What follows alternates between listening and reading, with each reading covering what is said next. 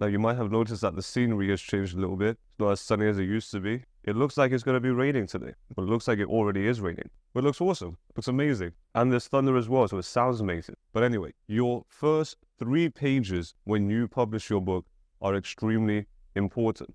Now, what do these first 3 pages have to include? Well, when you open your book, there's no left page. When you first open your book, the left page is just the back of your book cover. So it's that cardboard feeling. But the first page is always on your right. This is the first page. And your first page needs to be your title page. What do I mean by title page? Well, open up any book. Even if you have a book at home, open up any book. You're going to see that the first page is usually the title page. You have your title, and then under your title, you have your subtitle, and then you might have, let's say this is the page, and then you might have your author name here. And that's it.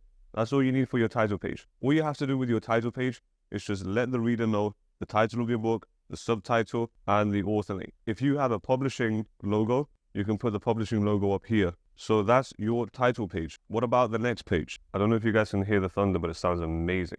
So the second page is your copyright page.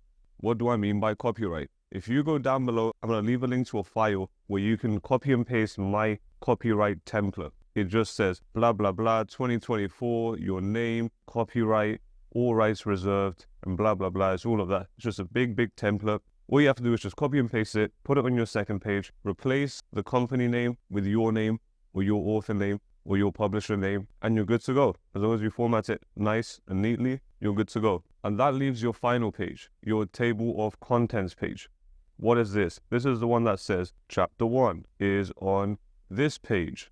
Then for each chapter, we talk about this, and we talk about this, and we talk about this. This is basically almost like your outline. You want to have your chapter title, and you want to have what you're going to include in each chapter. And you also want to have what page the chapter starts on. Now, I want to show you practically how to make a table of contents. Personally, I like to do my table of contents manually. Why? Because it just gives me a lot more control over it. A lot more control of the fonts, individual lettering, the line spacing. It just gives me complete control. And all I have to do is finish the whole interior of the book, mark down each page for each chapter, and then I know what page number to associate with which chapter title.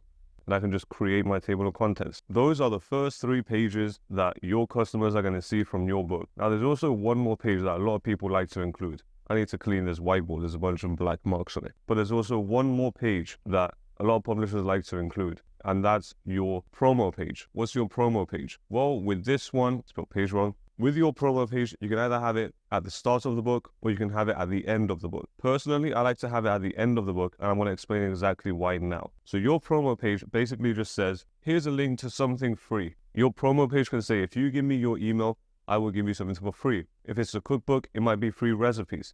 If it's a coloring book, it might be free coloring pages. If it's a book about short stories, it might be free short stories. Your promo page just basically tells them, if you click on this link and you give me your email, I will give you something for free. Now, the good thing is you can collect that email, and then once you have someone's email, you have your customer's email. You have an email of someone who already bought from you. And then you can just send them an email when you buy new books or when you release new books. So you can just say, oh, remember this book that you bought 2 months ago? Well, now I release a new one. Go buy it.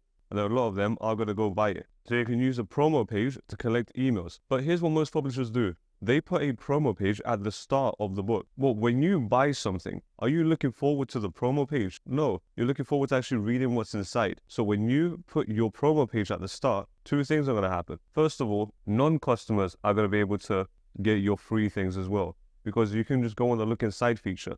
And if you go on the look inside feature, you can just click look inside or read sample. I think they changed it now. Read sample, go on the promo page, and then you can just copy and paste the link, get everything for free. The problem with that is that you're asking for something right at the start before even giving anything away, before them even reading your book. So the chances of someone actually signing up before you give them anything that they paid for is very, very low. But if they start the book and they start reading the book and reading the book and reading the book, and they realize that this book is so valuable, it's full of value, they're going to just get value, get value, get value, get value, get value.